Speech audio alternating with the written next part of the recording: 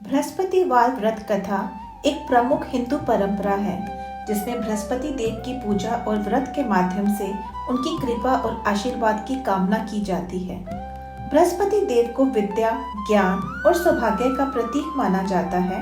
वे सृष्टि के पालनहार हैं और जो भी श्रद्धा से इनका व्रत करता है उसके जीवन से समस्त कष्ट दूर हो जाते हैं।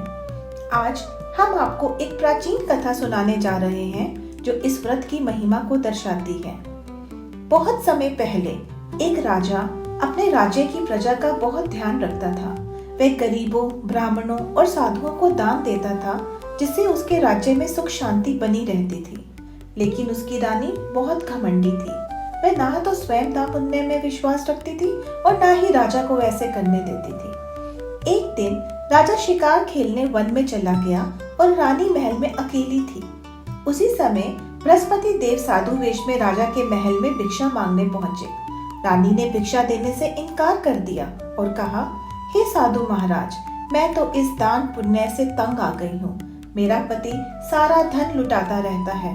मेरी इच्छा है कि हमारा धन नष्ट हो जाए और फिर ना रहेगा बांस, ना बजेगी बांसुरी। साधु ने गंभीर स्वर में कहा, देवी, यदि तुम्हें ऐसे धन नहीं चाहिए जो पुण्य में लगे तो यही होगा।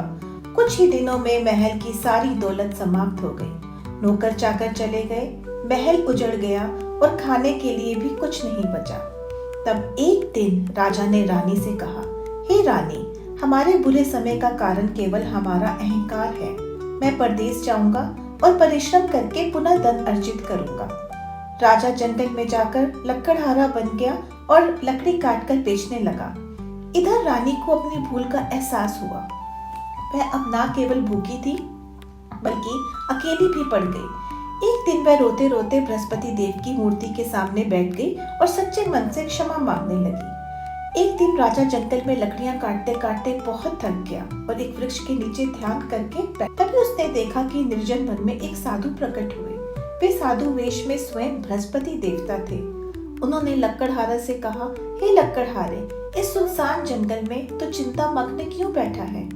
लकड़हारे ने दोनों हाथ जोड़कर प्रणाम किया और उत्तर दिया, महात्मा जी, आप सब कुछ जानते हैं, मैं क्या कहूँ। यह कहकर वह रोने लगा और अपनी आत्मकथा सुनाई। महात्मा जी ने कहा, तुम्हारी स्त्री ने बृहस्पतिवार के दिन बृहस्पति भगवान का निरादर किया है, जिसके कारण वे रुष्ट हो गए और तुम्हारी यह दशा हुई। अब तुम चिंता छोड़कर मेरे कहने पर चलो तो तुम्हारे सारे कष्ट दूर हो जाएंगे और भगवान पहले से भी अधिक संपत्ति देंगे। उन्होंने राजा को व्रत करने की विधि बताई। बृहस्पतिवार के दिन कथा का पाठ करें। 2 पैसे के चने और मुनक्का लेकर उसका प्रसाद बनाएं। शुद्ध जल में लोटे में शक्कर मिलाकर अमृत तैयार करें। कथा समाप्त होने के बाद अपने परिवार और सभी श्रोताओं में अमृत व प्रसाद बांटें। व्रत का पालन श्रद्धा और भक्ति के साथ करें। राजा ने बृहस्पति व्रत का पालन करना शुरू किया। उधर रानी ने भी अपनी गलती का प्रायश्चित करने के लिए व्रत रखा। दोनों ने श्रद्धा से हर गुरुवार पूजा की और पीले वस्त्र धारण किए। धीरे धीरे उनका भाग्य फिर से चमकने लगा। कुछ ही महीनों में राजा रानी का वैभव लौट आया। महल फिर से भर गया, संपत्ति वापस आ गई। रानी अब पहले से अधिक धर्मपरायण हो गई और हर बृहस्पतिवार विधि पूर्वक व्रत रखने लगी। इस कथा से हमें यह शिक्षा मिलती है कि धन का सदुपयोग ही जीवन में सच्ची समृद्धि लाता है।